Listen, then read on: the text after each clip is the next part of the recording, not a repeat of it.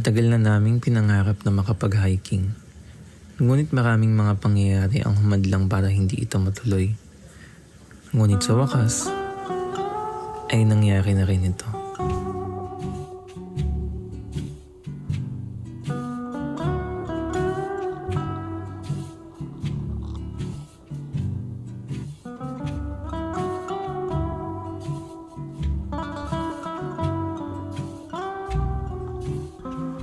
Hindi naging madali ang pagpaplano para sa unang sabak namin sa pag-akyat. Hindi madali maglaan ng budget para mag-hike na lang basta-basta. Mahal ang bilihin sa Pilipinas. Madalas ay hindi rin magtugma ang aming schedule. Kapag ang isa ay available, ang isa na may hindi. Dahil noong pumunta kami ay darating ang bagyong uwan kinabukasan. Maraming stigma ang nakadikit sa pag-akyat ng bundok sa Pilipinas. Idagdag pa natin na ako'y pag-graduate pa lamang. Mayroong mga pamahiin na nakaakibat sa pag-graduate.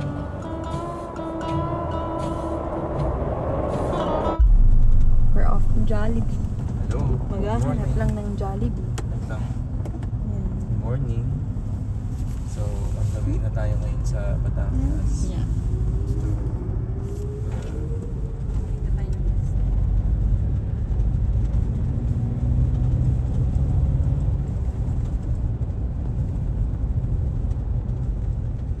Okay, so at the moment, nasa Tagaytay na po tayo. And in a few minutes, papunta na tayo ng Lasso. Ayun yung Doon Jollibee. tayo sa ilalim ng lumang Jollibee. Luma rin yung phone. Hindi ilalagay mo yun dito.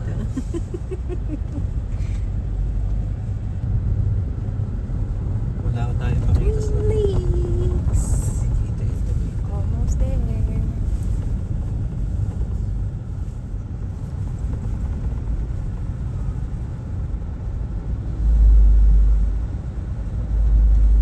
Ito.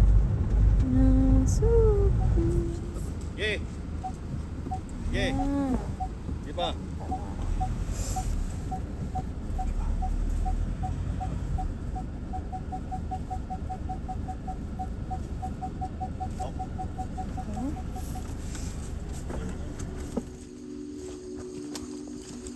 Nagsimula kaming maglakad at around 4:30 a.m. Ganitong oras man ay meron na ring mga tour guide na sasalubong sa parking. Dito namin na-meet si Kuya Olimpio na aming naging tour guide na rin. Mayroon 2 lugar na pwedeng pagparkingan. Isa sa aming binabaan na mas malayo sa registration.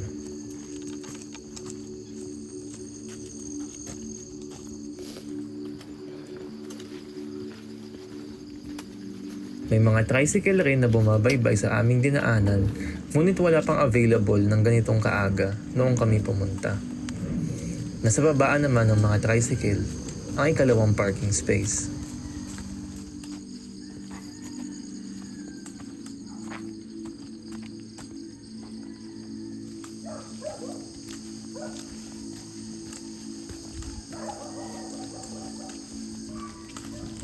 Kamu na.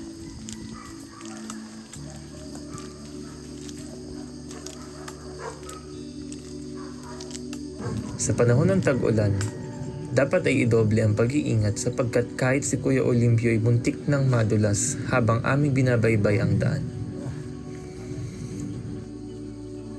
Ingat, kuya.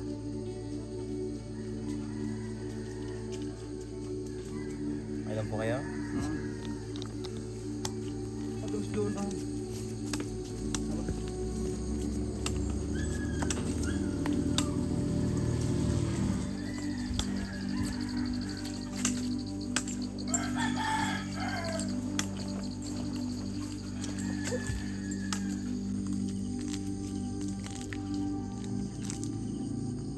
Sa sobrang payapa ng aming paglalakad, ay hindi na namin namalayan na unti-unti na palang nag-uumaga.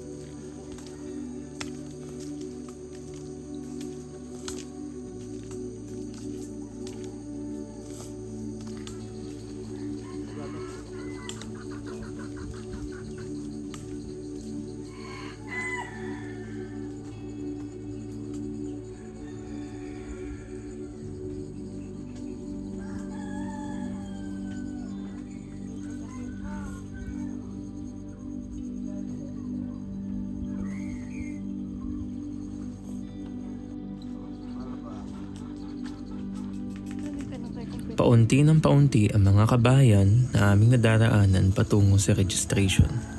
Ngunit paganda naman ng paganda ang aming mga nakikitang tanawin. Paminsan-minsay sumisilip pa nga ang bundok na aming tatahakin.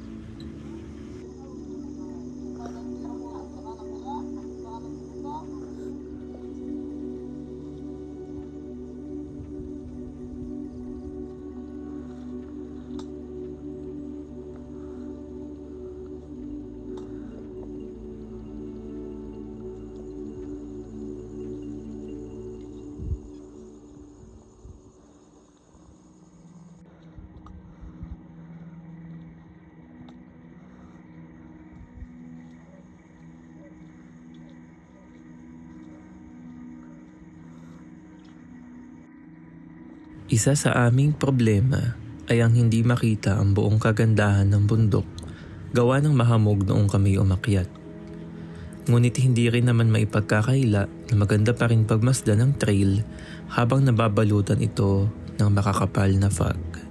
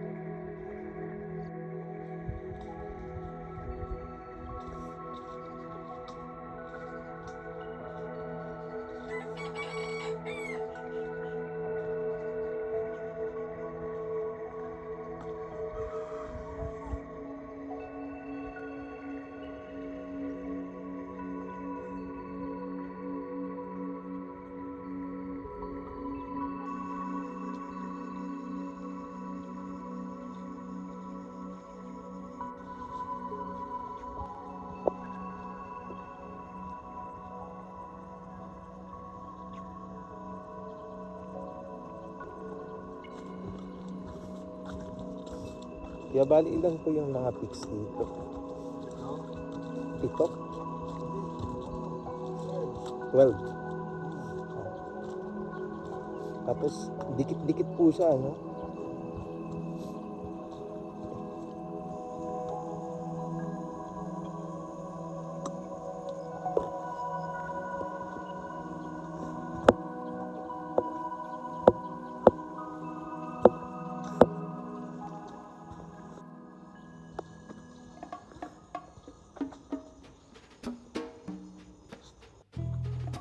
Mayroong dalawang trail na pwedeng daanan paakyat.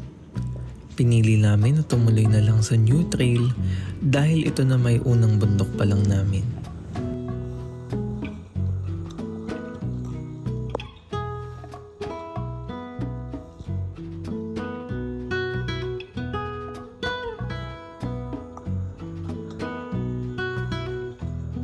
Maya-maya pa'y nakakating na kami sa unang peak.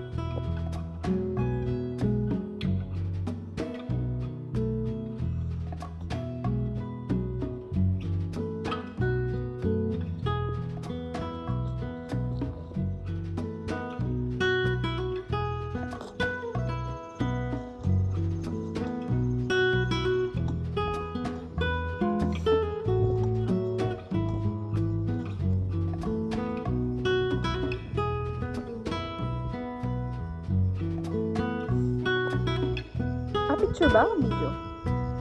Ayun.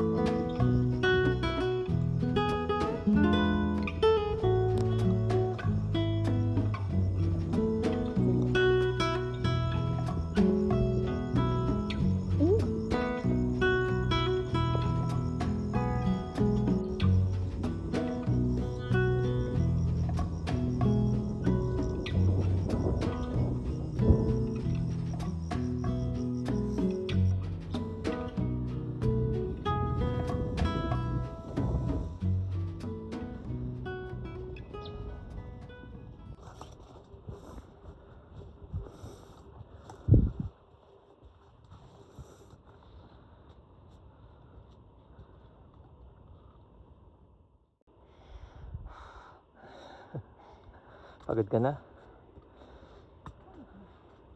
Ayun na yun.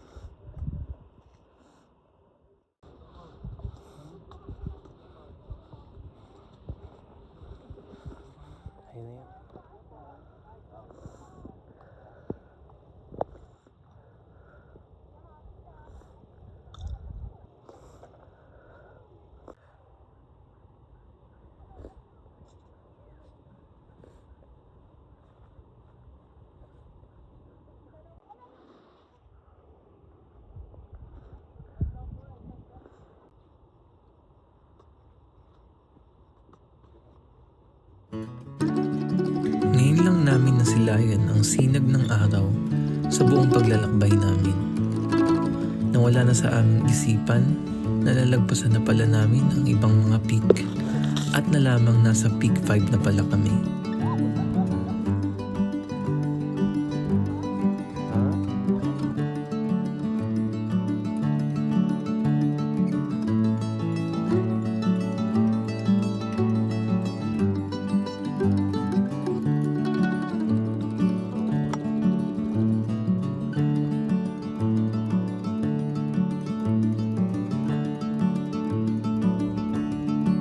May nangangabayo oh.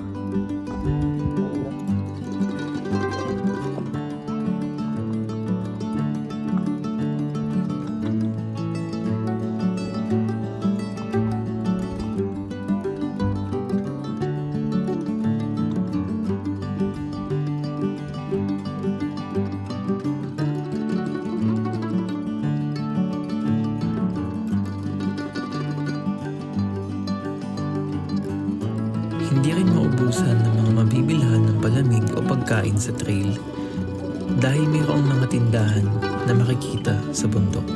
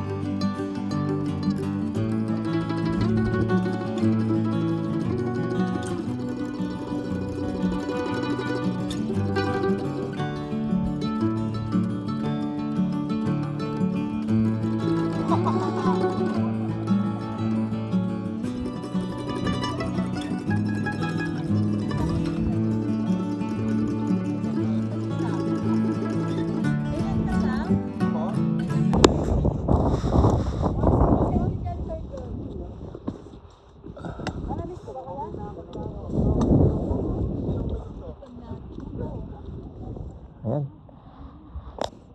Tingin ka muna dito.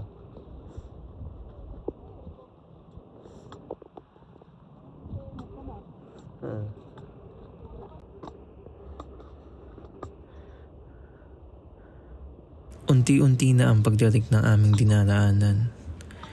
Hudyat na lumalapit na kami sa pinakatuktok ng bundok. Ito na ang pinaka-challenging part sa buo naming paglalakbay.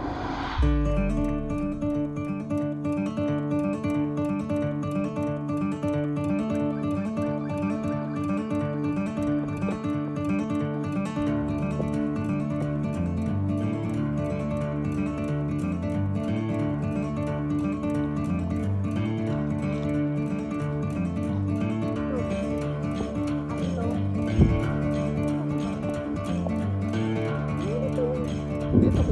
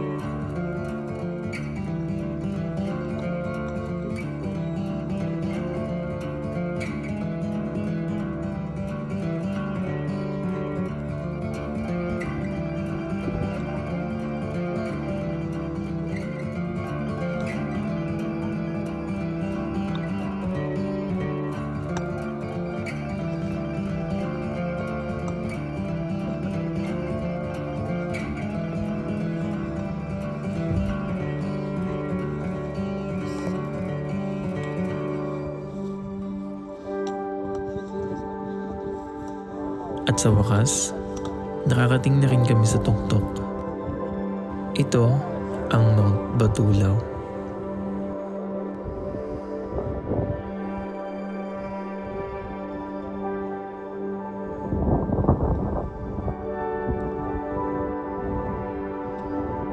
Nang aming pagkaakyat, naisip ko ang mga buwan na aming inintay upang matupad ito.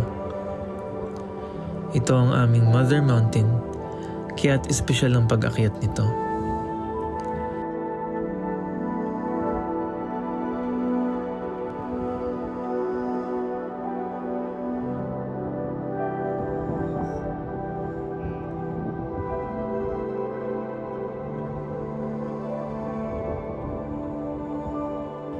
Nagpahinga kami sa shed ng peak, kumain ng kakaunting snacks, at in-enjoy ang ganda ng mga Batulaw at ng mga karatig lugar nito.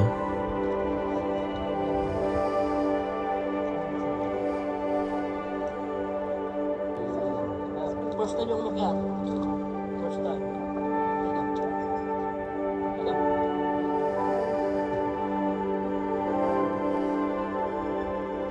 Maraming salamat kay Kuya Olimpio.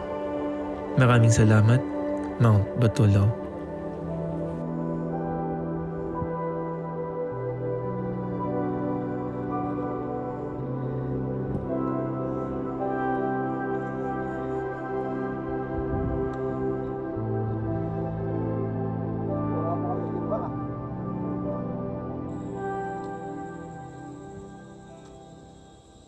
Kaya pa? Pwede ba yung registration? Hindi pa.